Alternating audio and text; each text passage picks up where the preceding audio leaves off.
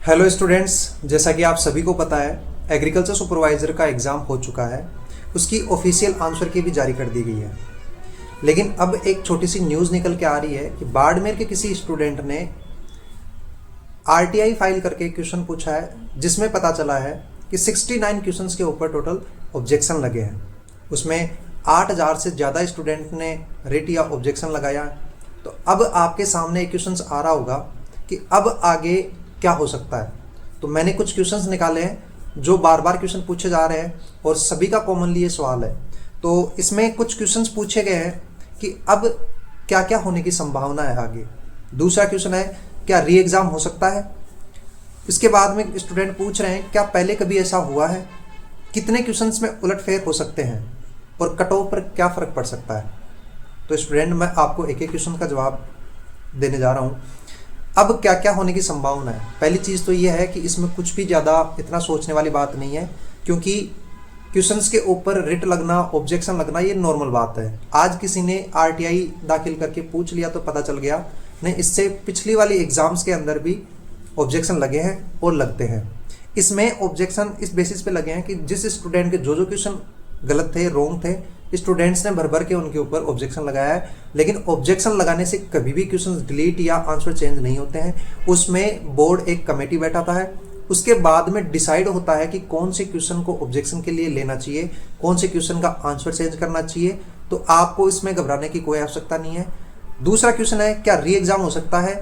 री एग्ज़ाम होने का कोई प्रावधान नहीं है और ऐसा आज तक कभी हुआ भी नहीं है।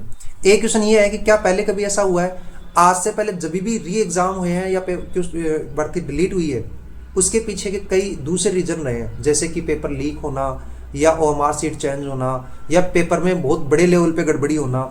इसी बेसिस पे री एग्ज़ाम हो सकता है। और दूसरी चीज़, अगर जैसे कोचिंग्स ने या बहुत सारे स्टूडेंट्स ने बहुत बड़े लेवल पे मुद्दे को उठाया हो और बोर्ड उसको देखने के लिए अगर मजबूर हुआ हो, तब ऐसे कोई डिसीजन हुए हैं। अदरवाइज क्वेश्चन डिलीट होने के ऊपर किसी भी प्रकार की री एग्ज़ाम नहीं होती है। तो इसमें होता क्या है, इसमें ज़्यादा क्वेश्चंस के ऊपर अगर ऑब्जेक्शन आते हैं या क्वेश्चन डिलीट होते हैं या आंसर चेंज होते हैं, तो इसमें जनरली तो होता है वो यही होता है कि इसमें क्वेश्चंस के जो नंबर है वो सभी स्टूडेंट में बराबर डिस्ट्रीब्यूट कर दिए जाते हैं और इसमें इससे ज़्यादा कुछ भी नहीं होता है।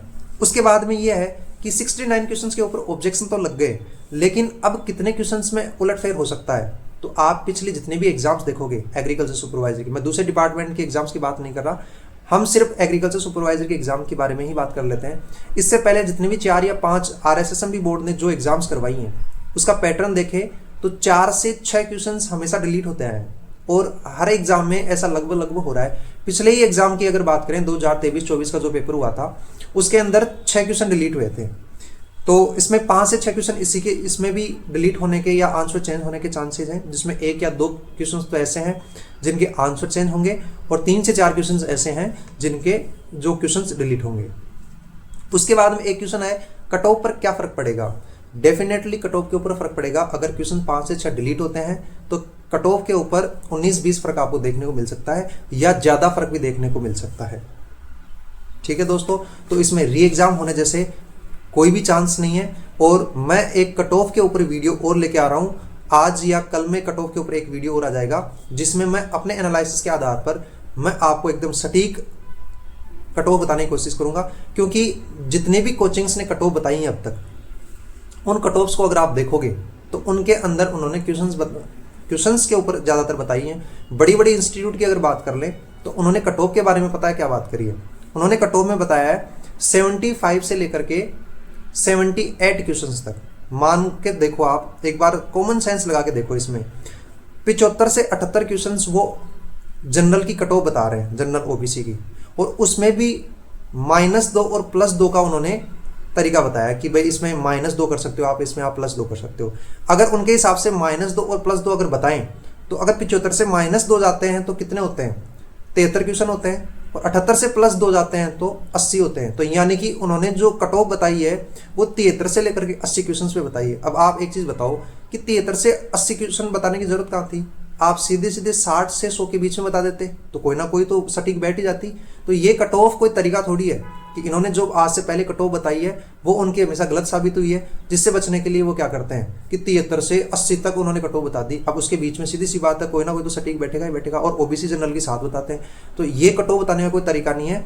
मैं इसमें अपने एनालिसिस के आधार पर कट ऑफ लेके आऊंगा, जिसमें अपने एक्सपीरियंस के आधार पर या जितना मैंने पिछले एग्जाम्स के अंदर देखा है, पेपर पैटर्न देखा है, मैंने भी एग्जाम दिया है, तो हॉल में बैठ करके जो एग्जाम देते हैं उसका थोड़ा सा लेवल अलग होता है, और बाहर आकर के देखते हैं तो कितना ही मुश्किल पेपर हो वो उसके आंसर आपको इजी ही लगते हैं। वो तो एग्जाम सेंटर या एग्जाम हॉल के अंदर बैठ करके पेपर को जब अटेम्प्ट करते हैं तो वहां पे 100 के 100 क्वेश्चंस का प्रेशर होता है। दूसरी चीज, आपको 25 क्वेश्चन जीके के, 15 क्वेश्चन हिंदी के और 60 क्वेश्चन एग्रीकल्चर के। एग्रीकल्चर में भी 20 agronomy, 20 horticulture, 20 animal husbandry question को आपको टैकल करना होता है, और उसके साथ साथ ही आपको प्रेशर को टैकल करना होता है, और एक टाइम बाउंडिंग भी होती है इसके अंदर, आपको 2 घंटे के अंदर पूरे पेपर को करना होता है। अब यहाँ सेंटर से बाहर निकलने के बाद में आप पेपर को एनालिसिस करते हो और उसके बाद में उसको आप इजी या टफ बताते हो, तो ये बताने का सही तरीका नहीं है। और आप जो मेरिट बताते हो वो कुछ स्टूडेंट्स की आप क्या ले लेते हो, उसके आंसर या क्वेश्चंस वगैरह ले लेते हो, उसके आधार पे आप कट ऑफ जारी करते हो, वो बिल्कुल भी सही तरीका नहीं है।